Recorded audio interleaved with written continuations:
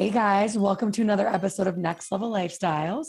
I'm your host, Alexa Kebalo Hughes, and join us as we visit with Jennifer Petreccia with Remax in beautiful Warwick, Rhode Island. Hi, Jennifer, how are you? Hi, Alexa. Thank you so much for having me today. Oh my gosh, it is my pleasure. And as you know, this podcast is all about featuring various locations and realtors and lifestyles worldwide. And I'm just so grateful to have you on the show here today. I'm thrilled to be here and tell you a little bit about our lifestyles in Rhode Island. I know we were just talking about the hurricane that just came through. Luckily, we're all good, right? Yes, we are good. At least in the northern part of Rhode Island, everything's looking pretty good. Awesome. So I'm so excited. We have so much to talk about. But before we get into that, I just want to share a little bit more about our amazing guest, Jen. So Jennifer has been a realtor with Remax Advantage Group for Warwick, Rhode Island for 11 years now. Jennifer is Remax Hall of Famer, which is unbelievable, Platinum Club member and the top 1% of producing agents in her office for the past 8 years. She has built her business on the foundation of trust and integrity, a model that matches her deep sense of ethics and has led to significant success. As one of Remax of New England's top 40 agents under 40, Jennifer's strong negotiation skills, consistent communication with her clients, and love for helping others achieve their home ownership goals has allowed her business to grow year over year. And she consistently ranks in the top 10 agents in Remax of Rhode Island, while also taking on roles in the office to help her mother, Carolyn, who is the broker owner of Remax Advantage Group.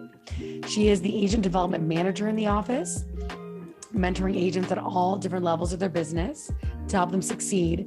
And their office is very proud of their most recent award, being named the single franchise broker owner of the year among all Remax offices nationwide. Congratulations, that is major. So I jumped in 11 years ago when the market was very different than it is today, of course. And if anyone's been in the business for a long time, they'll know 2010 was probably about the bottom of the barrel in real estate. People thought I was crazy to get in. My understanding is a lot of people were jumping out of the business then. But I lived in New York City for many years. I went to college there in the early 2000s. And then I thought I was going to be a TV personality or, I was working in production for television for a long time. And I just, once I started hitting my late 20s and really started to dig into what do I want from my life, I couldn't see myself doing production for the long haul. I couldn't see myself being, older, having a family and trying to do that. We think real estate's a grind, but television is even more of a grind, and it's a lot of late nights. So yeah, I moved home unexpectedly, and Carolyn, who's my mother and has owned my office for about 30 years now, she was like, I think you can do this. She's like, I think you should just jump in. I was so nervous. I was so scared to be back home. I never thought I'd be back home, but it was the best thing I ever did. So I started off helping people in very, very bad scenarios, obviously short selling houses and, very difficult financial positions. And that was that was the background I started with. So I think if people made it through that stage, we can make it through any market. Oh my gosh. It's funny. You just took the words out of my mouth. Like when I got in the business, it was 2011. What year did you get in? 2010. Yeah, same. So same thing. And it's like, I also work with my mom, obviously. So we have so much in common. I know. But it's true. Like if we can make it then, we can make it now. Hour south of Boston, I have this past year, 12 months or so, have been seeing a real decent amount of relocation. I've been seeing first-time home buyers. They're totally priced out of the market in Massachusetts. It's just, you come over the line and you can get a lot more house for a lot less money and end up in, you can be in really great school systems, great communities. So I've been seeing, I probably have maybe 4 transactions right now, people moving into state for various different reasons, but a lot of the push is the affordability in Rhode Island. I love that. So mostly people from Mass and New York, perhaps, or mostly Mass? Yeah, absolutely. And I know the Connecticut market real well. There's one spot, one area of Connecticut which borders Rhode Island that probably sometimes people go there because they think it's less expensive than Rhode Island. That's probably your one little weird area where it's actually less expensive. No, you're absolutely right. You're in Warwick, Rhode Island, but Yes. your office is, but tell me about the areas you serve. So I serve, honestly, all of the West Bay and East Bay. So the East Bay would include your Barrington, Tiverton, Newport, Portsmouth. Newport and Portsmouth aren't a hot area for me, but I've really been able to explore Barrington, which is in the East Bay, and that's like the #1 town in Rhode Island. They're ranked at least very highly. And I've been seeing people moving from out of state wanting to go to like maybe a couple specific areas, Barrington or East Greenwich, which is a lot closer to Warwick. They have kids that they want in different environments. Rhode Island's a very, mom and pop state. We're very working class. So we've been seeing that push of money from out of state coming in and elevating our prices, which has been a hot topic amongst a lot of our clients. So we live for these, what do we get, 8 weeks now? We live for the summer in Rhode Island. That's when, and what's really cool is we have gorgeous beaches, but we also have the bay that is such a lifestyle for boaters. So I have a lot of friends and clients that have boats on the bay. And, there's lots of festivals that go on in the summer revolving around boating world. Like Aquapalooza is out in Block Island. We love that. Wait, when is this? Did I miss it? Already happened. It's usually like early August, end of July. How do I not know about this? Block Island's like my second home.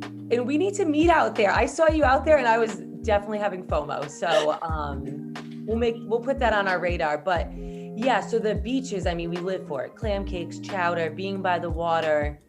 It's everything we live for in the summer. And I think about this all the time, how fortunate we are to be by water.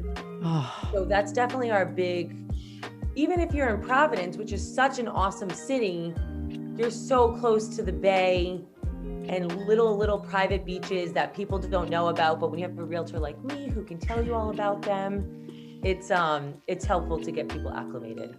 Oh my gosh. Honestly, yeah. I'm not even too familiar with the Bay Area, which is kind of funny. Like so you would think I would be, right? Because I'm right in Connecticut, but whenever I have time, I try to go right to like Westerly. So yeah, of course. What's it like? Like, what's the Bay Area like?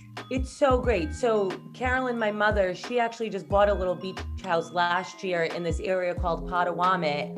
And it's right on the line of Warwick, East Greenwich. You feel like you're on vacation when you're down there.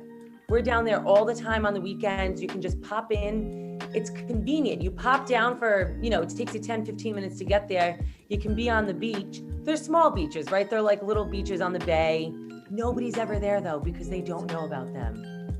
So it's like the communities that are there use that area. But then you're very close to downtown East Greenwich, which is very historic and charming. Crazy. Yeah. So now speak to the different lifestyle. Like obviously you experienced New York City for a while versus like Rhode Island. Like that is a huge change, right? But like, of course, different chapters, different seasons of our life.